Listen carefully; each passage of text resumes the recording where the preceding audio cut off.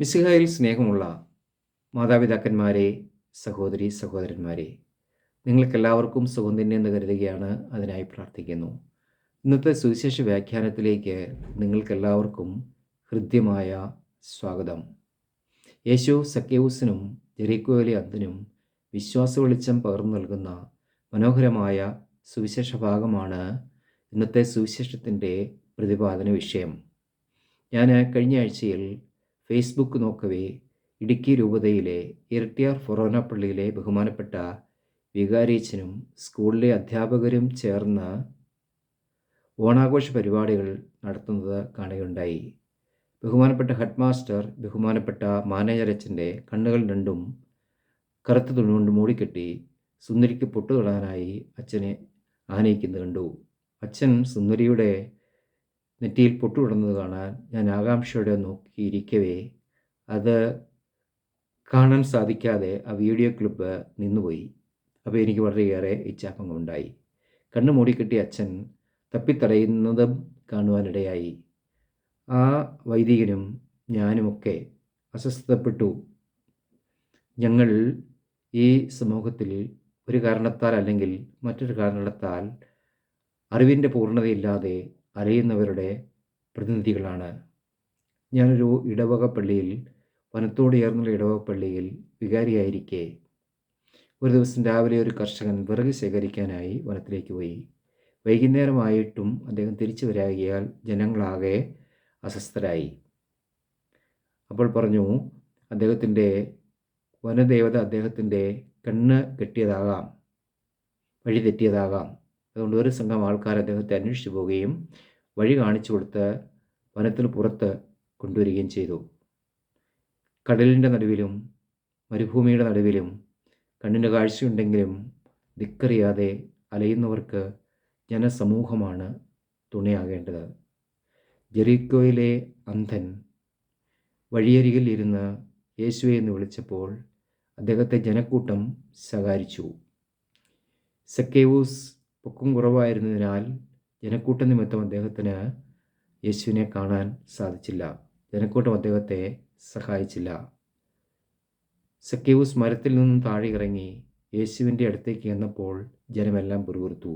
അപ്പോൾ ജനക്കൂട്ടം എപ്പോഴും വ്യക്തികളെ നന്മയിലേക്ക് നയിക്കുന്നതിൽ, വെളിച്ചത്തിലേക്ക് നയിക്കുന്നതിൽ പരാജയപ്പെടുന്നതായി നമ്മൾ കാണുന്നു. ഇവിടെ കേരളത്തിൽ കഴിഞ്ഞ ആഴ്ചയിൽ ഏറ്റവും പ്രശസ്തമായ ഒരു വാർത്ത, ഒരു കൂട്ടം പോലീസുകാർ ഒരാളെ പോലീസ് സ്റ്റേഷനിലിട്ട് തല്ലിച്ചതയ്ക്കുന്ന നമ്മൾ കണ്ടു.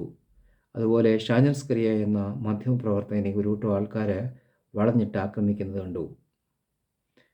മനുഷ്യരെ രക്ഷിക്കേണ്ട സമൂഹം തന്നെ അവരെ കൂടുതൽ പ്രതിസന്ധിയിൽ ആഴ്ത്തുന്നു എന്നത് വളരെയേറെ വേദനാജനകമായ കാര്യമാണ്. നമ്മൾ സമൂഹത്തോട് ചേർന്ന ഒരു മോബ് സൈക്കോളജി മൂലം മറ്റുള്ളവരെ ഒറ്റപ്പെടുത്തി ആക്രമിക്കുന്നവരാണോ എന്ന് നമുക്ക് ഈ അവസരത്തിൽ ആത്മാർത്ഥമായി ഒന്ന് ചിന്തിച്ചു നോക്കാം. ഞാൻ കുറേ വർഷം മുമ്പ് വിശുദ്ധനാട് സന്ദർശിക്കാൻ പോയപ്പോൾ സിക്കമൂർ മരത്തിൻ്റെ അടുത്ത് ചെന്നപ്പോൾ സിക്കമൂർ മരത്തിൻ്റെ മുകളിൽ സക്കേവൂസ് ഇരിപ്പുണ്ടോ എന്ന് നോക്കി. എന്നാൽ സക്കേവൂസിനെ അവിടെ കണ്ടില്ല. യൗസേപ്പിൻ്റെ പണിശാലയിൽ ചെന്നപ്പോൾ പണിശാലയുടെ മുമ്പിൽ ഒരു 4 അടി പൊക്കമുള്ള ഒരു പീഠത്തിന്മേൽ കൈയും കാലും ശോഷിച്ച ഒരു സക്കേവൂസ് ഇരിക്കുന്നത് കണ്ടു. അദ്ദേഹം ഫിഷ് യാചിക്കാനായിട്ടാണ് അവിടെ ഇരിക്കുന്നത്. ഞാൻ അദ്ദേഹത്തോട് ചോദിച്ചു, നീ എന്താണ് ഇങ്ങനെ പൊക്കത്തിൽ കയറിയിരിക്കുന്നത്? അപ്പോൾ അദ്ദേഹം പറഞ്ഞു, ആൾക്കാർ ഈ വിശുദ്ധ നാട് സന്ദർശിക്കുക എന്ന പുണ്യകർമ്മത്തിനാണ് വന്നിരിക്കുന്നതെങ്കിലും കണ്ണും മുക്കും ഇല്ലാതെ ഞാൻ നിലത്തിരുന്നാൽ എന്നെ ചവിട്ടി തേക്കും. അതുകൊണ്ടാണ് ഞാൻ പൊക്കത്തിൽ കയറിയിരിക്കുന്നതെന്ന്. പ്രിയപ്പെട്ടവരെ, ഇതൊക്കെ ചിന്തോദ്ദീപകമായ കാര്യമാണല്ലോ. ഞാൻ കണ്ണിന് ഒരു കാഴ്ച കുറയുന്നു എന്ന് തോന്നിയപ്പോൾ ഒഫ്താൽമോളജിസ്റ്റിൻ്റെ അടുത്ത് ചെന്നപ്പോൾ ഒഫ്താൽമോളജിസ്റ്റ് ആദ്യം ചെയ്തത് അക്ഷരങ്ങൾ വായിപ്പിച്ചു, അക്കങ്ങൾ വായിപ്പിച്ചു. അപ്പോൾ അക്ഷരം അറിയാവോ, അക്കമറിയാമോ എന്നതിലുപരി അത് എത്ര അകലത്തിൽ നിന്നാൽ വായിക്കാം എന്ന് മനസ്സിലാക്കിയാണ് നമ്മുടെ കണ്ണിൻ്റെ കാഴ്ച തീരുമാനിക്കുന്നത്. പ്രിയപ്പെട്ടവരെ, എത്ര രസകരമായ ഒരു ചിന്തയാണത്. അക്ഷരമെന്നത് ക്ഷയിക്കാത്ത സാധനമാണ്. അത് വചനമാണ്. ദൈവത്തിൻ്റെ വചനമാണ് നമുക്ക് പൂർണ്ണമായ വെളിച്ചം അല്ലെങ്കിൽ കാഴ്ച തരുന്നത്. അതാണ് യേശു നമുക്ക് വാഗ്ദാനം ചെയ്തിരിക്കുന്നത്. സക്കേവൂസിലെ അന്ധനും അതുപോലെ തന്നെ